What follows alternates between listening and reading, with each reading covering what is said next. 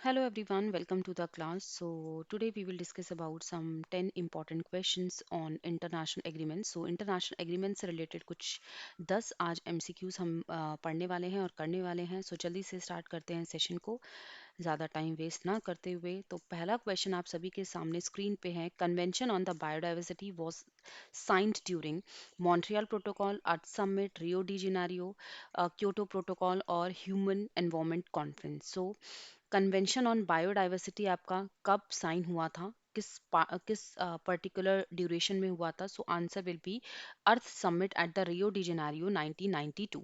Okay. So next question, as global environmental issues of the ozone depletion is due to the emission of. So global अगर हम emissions की बात करते हैं globally, ozone depletion की बात करते हैं, तो किसकी वजह से ओजोन डिप्लीशन होता है और हमारे एनवायरनमेंट को जो हार्म पहुंचाता है? कौन सा एक ऐसा आपका इमिशन है? ठीक है, किस इमिशन के थ्रू? सो आंसर यहाँ पर आ जाएगा क्लोरीनेटेड हाइड्रोकार्बन. ऑफ कोर्स यहाँ पर क्लोरीनेटेड हाइड्रोकार्बन से आपका ओजोन डिप्लीशन बढ़ जाता है और एनवायरमेंट में बहुत ज़्यादा ग्लोबल वार्मिंग वगैरह हो जाता है, pollution and global warming. Right. Next question is matching का क्वेश्चन है. आई होप कि आपको ये क्वेश्चन विजिबल होगा. सो क्योटो प्रोटोकॉल को आप किससे मैच करेंगे एंड पेरिस एग्रीमेंट? जल्दी से आप लोग बताइए. तो आंसर तो यहाँ पर इजीली आपको समझ आ रहा है, आंसर आ जाएगा वन. क्योंकि अगर मैं क्योटो की बात करती हूँ तो clean development mechanism, Montreal is for the like fourth point, chlorinated components. ठीक है, पेरिस एग्रीमेंट आईएनडीसीज हो गया और solar is clean and affordable energy. Next question is Montreal protocol signed in 1989 and was signed by. ठीक है. सो किसकी वजह से, क्या रीजन था? सो आंसर यहाँ पर हो जाना चाहिए that is phase out the CFC due to the cause of the ozone layer. So ozone depletion की वजह से यहाँ पर मॉन्ट्रियल प्रोटोकॉल हमने साइन किया था. Which of the following is an ozone depleting substance? इनमें से कौन सा ओजोन डिप्लीटिंग सब्सटेंस है? Sulphur dioxide, methyl chloride, carbon dioxide और methane. So answer will be two, that is methyl chloride. ठीक है. सो गाइज यहाँ पर आप सभी देख पा रहे होंगे अन अकेडमी का आज इस ऑफर का लास्ट डे है. सो आज ये ऑफर खत्म हो जाएगा and here you can save 20% on all the NT UGC NET subscription. So additional आपको वैलिडिटी भी मिल रही है यहाँ पे. अगर आप 12 मंथ्स का सब्सक्रिप्शन लेते हैं, एक साल का लेते हैं, तो 3 मंथ्स आपको एक्स्ट्रा मिल जाएंगे. और अगर आप 6 मंथ्स का लेते हैं तो 1 मंथ आपको एक्स्ट्रा मिल जाएगा. आप ड्यूरेशंस को चेक कर सकते हैं यहाँ पे 12 मंथ्स एंड 6 मंथ्स का amount, because prices guys hike होने वाले हैं फ्रॉम 1 Feb. सो अगर आप इंटरेस्टेड हैं और अगर आप प्रिपेयर कर रहे हैं तो आप इस रेफरल कोड को यूज़ कर सकते हैं, दैट इज PK नेट.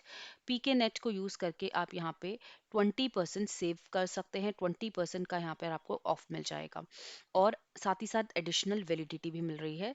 सो जल्दी से जाइए और सब्सक्रिप्शन को बाय कर लीजिए सो दैट आपकी प्रिपरेशन ऑनगोइंग रहे. बाकी की जो डिटेल्स रहेंगी वो आपको डिस्क्रिप्शन में मिल जाएंगी. So do check out the description also. Right. चलिए next question, what is the purpose of the clean development mechanism? Clean development mechanism आप सभी को पता है क्योटो का है पार्ट. ठीक है. तो क्यों हम क्लीन डेवलपमेंट मैकेनिज्म करते हैं, हम यूज करते हैं, क्या पर्पस है? encourage the developing nations to implement the less carbon emitting technologies or transfer the technologies. ठीक है, that would reduce the carbon emissions or invest more money in the carbon free methods or none. So answer of course यहाँ पर यही आ जाएगा, second option. ये industrialised Nations को encourage करता है सो दैट ट्रांसफर कर पाए टेक्नोलॉजीज को, सो दैट आपका इमिशंस भी रिड्यूस हो जाए. ठीक है. जैसे कि फॉर एग्जांपल अगर इंडिया के पास ज़्यादा कार्बन इमिशन है तो इंडिया यूएस को ट्रांसफर कर सकती है. अगर यूएस के पास है तो यूएस इंडिया को कर सकता है, क्योंकि हम यहाँ पर क्या कर रहे हैं, क्लीन डेवलपमेंट मैकेनिज्म फेस कर रहे हैं. ठीक है. हमें क्योटो प्रोटोकॉल मतलब हमें ग्रीन हाउस गैसेस को एलिमिनेट करना है, क्योंकि उससे बहुत ज़्यादा पोल्यूशन होता है.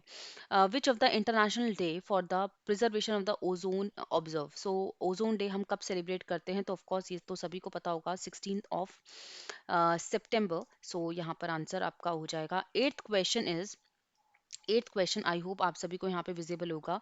To qualify the biodiversity hotspot and area must be at least 15,000 species of the vascular plants, and to qualify the biodiversity hotspot and area have to be 50% more than its original vegetation. So यहाँ पे क्या होना चाहिए answer?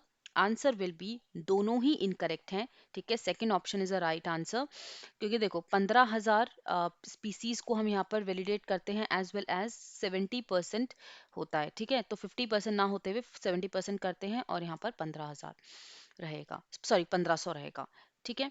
And the last question of the session is Kyoto protocol के features क्या क्या हैं। अगर हम देखते हैं, डेवलपिंग कंट्रीज का जो हैवियर बर्डन है उसको एलिमिनेट करना, ठीक है। कार्बन इमिशंस, इमिशन ट्रेडिंग को देखता है, आईएनडीसीज को देखता है और क्लीन डेवलपमेंट मैकेनिज्म को देखते हैं। तो ऑफ कोर्स यहाँ पर आपका आईएनडीसीज को हम एलिमिनेट कर देंगे क्योंकि ये तो पेरिस एग्रीमेंट का पार्ट है। सो ए बी डी आ जाएगा ना, option A B D and third option is the right one, ठीक है। Next question, and next question is renewable energy का जो सोर्सेज होते हैं इंक्रीजिंग ऑर्डर में उसकी क्या पोटेंशियलिटी है। सो यहाँ पर सबसे पहले आपके पास पहला आ जाता है global, sorry geothermal energy, geothermal के बाद आ जाता है आपका बायोमास। इंक्रीजिंग के बारे में बात कर रहे हैं ना, तो हमें डिक्रीज से जाना होगा फिर इंक्रीज की तरफ। फिर उसके बाद क्या होता है, उसके बाद आपका विंड हो जाता है, ठीक है, थर्ड में, और एक लास्ट में हो जाता है आपका सोलर। सो आई होप कि आपको ये सारे क्वेश्चंस क्लियर हैं, बहुत ही अच्छे क्वेश्चंस थे आज के सेशन के। सो अगर वीडियो अच्छी लगी है तो like share and subscribe to the channel. So thank you so much, bye bye all.